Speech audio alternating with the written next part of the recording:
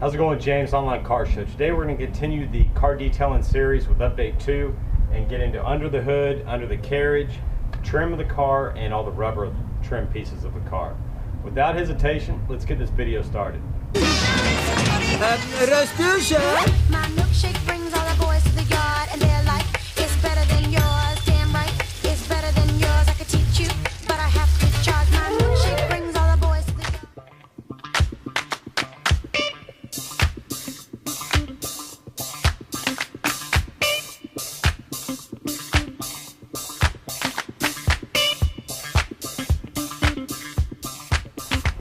Now for the underhood, undercarriage, and the trim of the car, we're going to look at two different people in this video. One is those that just want to get the underhood cleaned up a little bit.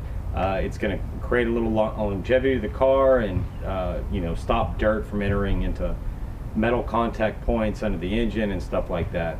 Also, if you take your car into mechanic, I'm sure they're going to be very appreciative of an underhood that's clean than one that every time they stick their hands in, they're getting black stuff all the way up, their sleeves. Get a cleaner underhood, and also those looking for, a full detail that are attending car shows, and little tricks that I've learned. Also, I spoke to a guy that took a professional school, I guess, that was thrown by Ford on car detailing for car shows and stuff like that. So he showed me a lot of the tricks, and I'm gonna pass them on to you guys. So I guess first off, we'll get into what tools are gonna be needed to do this. All right, for cleaning the underhood, we're only going to really need a couple things here. If you're just cleaning it to get it cleaned up a little bit, look a little bit nicer, the only thing you're really going to need is some orange degreaser. You can find this that's eco-safe and non-eco-safe. I recommend the eco-safe. There really isn't much difference between the two. There's also some all-purpose cleaner from Adams that we might need, maybe not. You can usually get away with just degreaser. VRT, I highly recommend this stuff. Vinyl, rubber, and trim. I'm going to use this on the rubber, the trim, a lot of the underhood components that are plastic, and believe it or not, I also use this in my interior of the car. So this is a dual purpose item, and once we do the interior video, you'll get to see that. If you are going to do the car show full detail on your car, you are going to want some little swabs like this, some Q-tips, something to get nooks and crannies. The guy that took the Ford class or whatnot showed me these. They work great for getting nooks and crannies. I need to order some.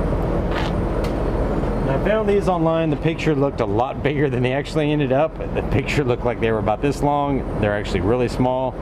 So I'm not sure if I'm going to put these in the description, but there are medical Q-tips out there you can utilize. This was 2.5 millimeter, so there may be some bigger ones, I'm not sure. But they were at a decent price, so I'm going to keep investigating these.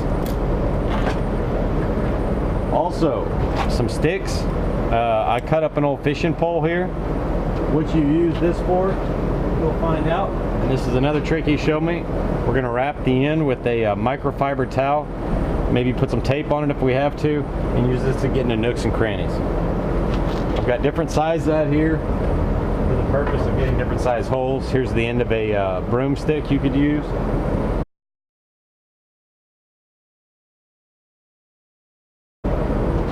Also, I picked these up at the AutoZone.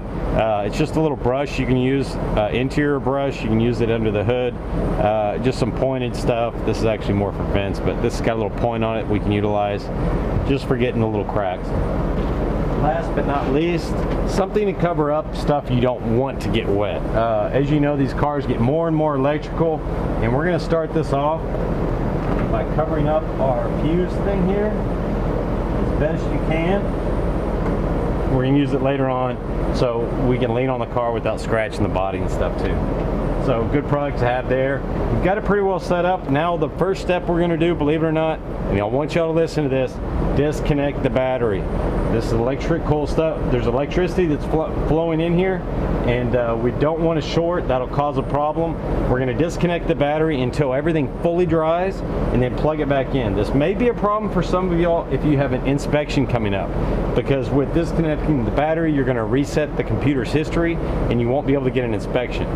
So be sure if you're going to clean your underhood and disconnect your battery, you leave at least a 50-mile leeway until your next inspection so you can put some miles on that computer before reconnecting the battery. or after reconnecting the battery. So we're going to disconnect the battery here. I'm not going to show you all that. We'll skip that part, and then we'll get into spraying her down. All right, got the battery disconnected. Now what we're going to go ahead, and you want to go ahead and do it at the terminal in the rear, not up here. That way the computer, everything doesn't have any kind of connection. Now the top of my engine I've got pretty clean, so I'm not going to use a lot of degreaser there, just maybe on my fuel rail covers to get some crap off them. But I'm going to use this stuff in the crannies and nooks and stuff in here to get some of the ground and dirt.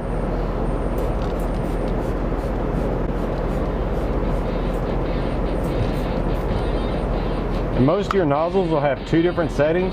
You can use it on stream. It'll get in places you can't get into.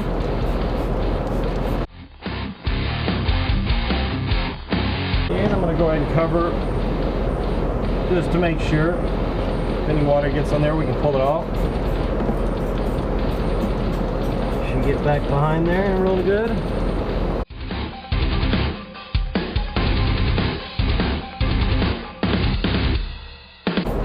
Be careful with any of your electrical components. We don't want to spray them. We are going to spray water in here, so just be wary of that. Try to stay away from the electronics a little bit as best you can. It is going to happen a little bit. That's why we're going to let her fully dry. And also, just as a little disclaimer, because we're spraying water in here, I'm not responsible for anything you do based off this video. Just in case y'all do get some engine damage or something, I don't want y'all contacting me. This is how I've done it for years, and if you get in there and do it too serious and spray down your electronic components, screw them up, don't contact me. I'm showing you as I do it, I'm not an expert.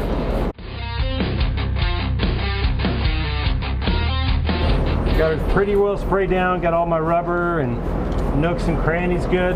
So we're going to go ahead and spray her off now. Alright, so now we're going to go ahead and spray her down. Just make sure, again, try to stay away from electrical components as best you can. The only purpose of this is just to get that degreaser off the motor and off your engine bay. So you just want to apply enough water to remove it.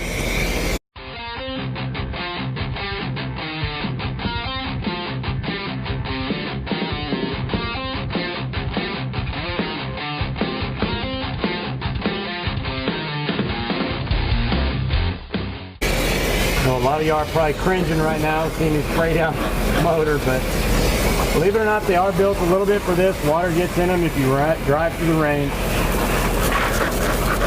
So it is okay.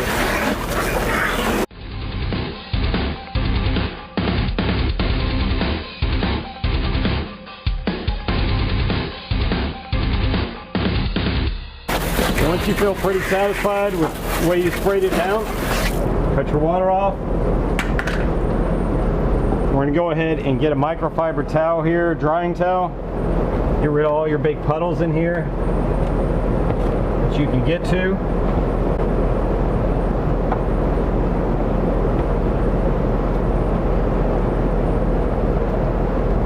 I don't get any dirt on the towel before I start. You can go ahead and remove this. Get every little nook and cranny you can find. And we'll go ahead and do this. If you do need to clean your hood liner here, what you can do is put a little undercarriage spray on it and spray it off while you're doing the motor. This is pretty clean for me, so I didn't do it. I typically just every once in a while get a towel like this in here. It's a little moist and just kind of wipe it, and that'll get most of the dirt off of it, but I do this all the time. If it's already dirty for you, you're going to want to use that undercarriage spray. Spray it on there pretty liberally and then just spray it off. As you can see just from that liner, look at all that. Just from being a little moist, wiping her down, we got a lot of it off that. Looks almost brand new now. Basically, this is one of the hardest things in a car detail to do and prepare your car for a car show. And according to that guy I talked to with the Ford Mustang that learned from Ford, he said it's the #1 thing people fail at in these car shows. And if you go to a car show that's actually judged on how clean your car is, this is one of the big spots that people lose points on. And I'll probably skip forward here a little bit. Y'all don't need to see me drying. Now that we've got it dried off pretty good, what we want to do is get our VRT, get us a microfiber towel. So sorry about that. And there goes their AC again. Sorry, I live next to some elderly people and they run that AC nonstop. VRT here, so we got her pretty good soaked on the microfiber towel.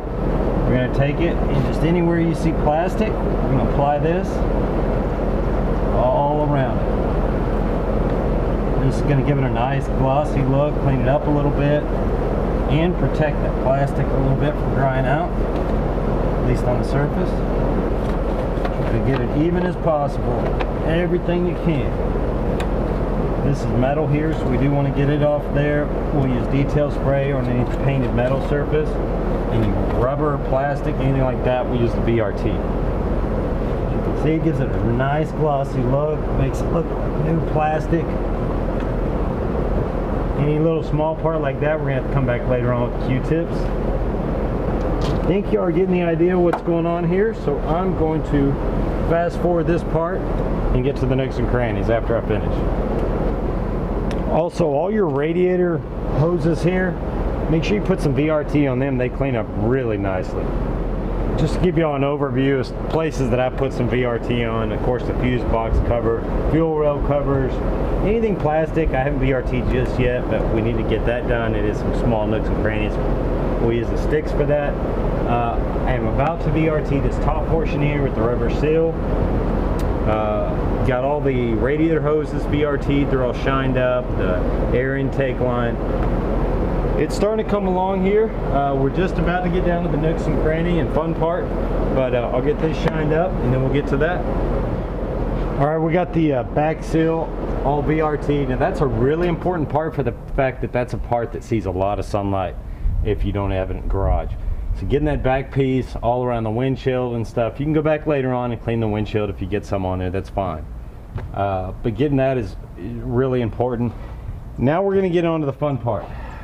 And what we're going to do here, start with our bigger cracks and stuff like that. Wrap the end of our stick here, broomstick with the microfiber. Still got some VRT on it from that, that's fine. But we're just going to spray a little bit in here on the tip of that thing. And I probably shouldn't have sprayed that over the motor, but I'll clean it up in a minute. And we're basically going to get in here, you know, get all the painted surfaces and stuff dried up. And looking good. All the little cracks. Anywhere where somebody can see, they can potentially judge you off for at a car show. So if you are just cleaning your motor and stuff, you might just want to skip this part. You know, it's not really necessary to maintain a clean motor, but if you are wanting a little cleaner and do some shows or whatnot, this is a good idea to do. Get in there at the crack. I think we got that pretty good. So we'll move on here.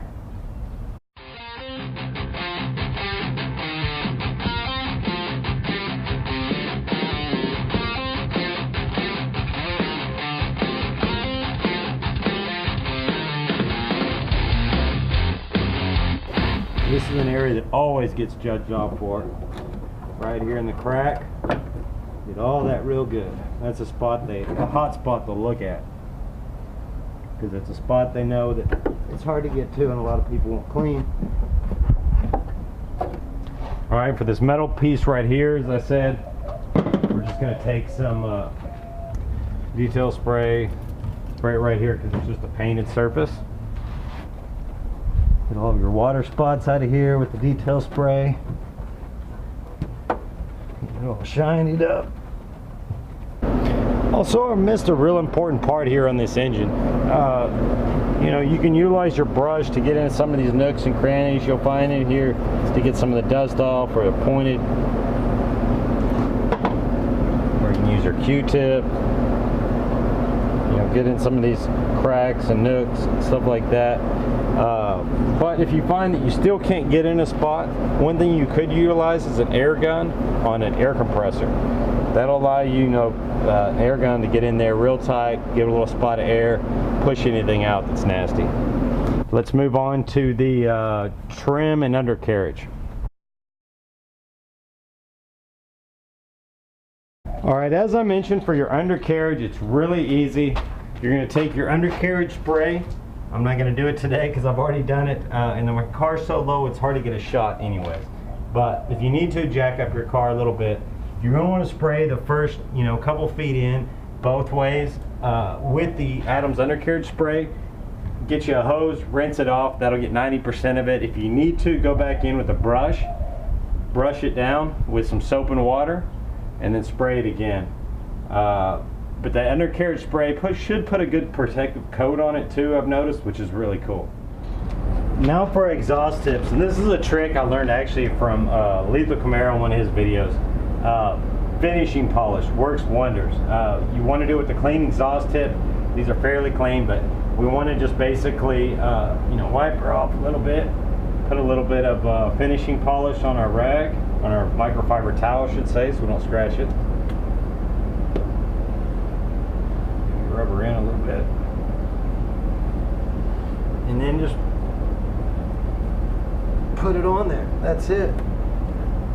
Make sure you get everywhere in the pipe, the outside, all the way around it. And I've noticed with this finishing spray, and this is why I was really happy after he showed me that in the video, is this finishing spray seems to leave a little layer on it, almost like a protective coating too, which is really nice. You'll find that it stays for a couple weeks with this, and this stuff isn't as harsh as the metal polishes. Metal polishes are slowly taking a layer of your chrome away. This finishing polish is a lot less gritty, I guess, and it gets it nice and shiny without removing all the layer of it. It's a lot safer, I should say, on the chrome than your metal polishes will be. Nice little trick I learned from his channel, and it works wonders. I no longer actually buy metal polish. I've been using Adams finishing spray for all the metals on the car, and it works great. I know they have a metal polish, but their finishing polish works so good, I don't see why to use it. Look at that, it looks freaking awesome. Does an outstanding job with it, and it leaves almost kind of like a layer on there. You can feel like almost like a protective layer. There's the exhaust tips. We're going to move on to the rubber trim. All right, now we're going to talk about the rubber pieces of the car. Again, very easy, very easy. Don't overcomplicate it. Just get you some VRT, microfiber towel. Open your doors. Also, if you notice from the first video, we still haven't cleaned our door seals. So one of the things, we still haven't cleaned our door seals from washing the car. So one of the things we're going to do, and this is why I haven't done it, is because I like to clean my rubber and stuff first. Plastic here.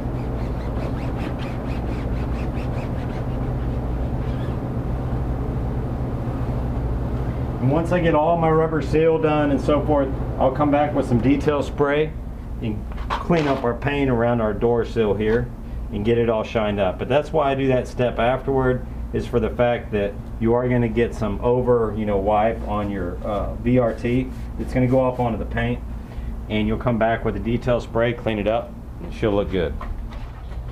All right, well, this concludes the video on the underhood, undercarriage, and trim of the car and car detailing. As I mentioned, this is one of the #1 spots people fail at car shows and getting points on the judge contest. So this is one spot that if you really want to shine with your car, you could spend a little bit extra time, and it'll give you a little bit more over that other person there at the car show. So there you have it. Please, again, let me know in the comments if you guys have any tips and tricks that you use that work really good. I'd love to hear them and try them. And also be sure to hit that red button if you like the video you saw today. I've got a bunch more content coming up on these car details, and also some mods coming up that I'm going to try to put in between, so you're not getting just car show or car detail after car detail video. I'm going to try to space them out a little bit. But be sure to hit that red button, hit the like button, share it out, and we'll see you next time. Thank you.